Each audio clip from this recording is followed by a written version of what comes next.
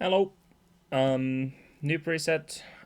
Some new things to do here. So, um, first things first. Let's go through the settings that I've added. So you can disable all the stats. Enable a bigger HUD.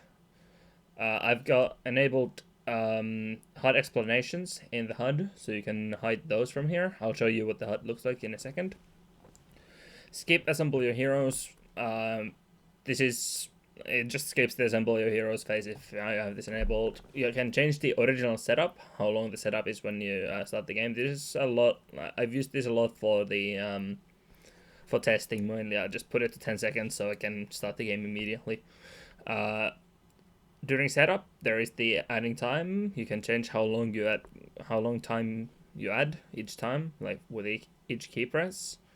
You can disable the entire ready check and time adding feature if you want that for possibly a tournament or anything like that.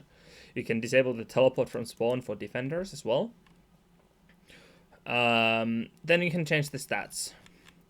So by changing the slots here, you can change the stats shown in the HUD.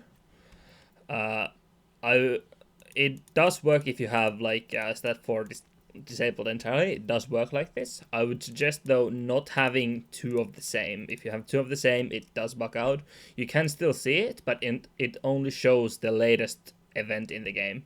So like for example, if I have both damage dealt and deaths on slot 1, then it just shows deaths after the death and shows damage dealt after you've done damage. So it just switches every time that one of them happens. You can change each stat for each role specifically. I'm gonna be adding more stats soonish. But yeah, that's about it at the moment.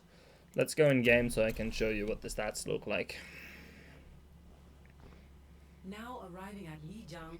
So yeah, this is what it looks like now. Round one. Capture. So damage taken, you can see the stats up top and the way the explanations work. If I disable the explanations here, wait, I'm blind.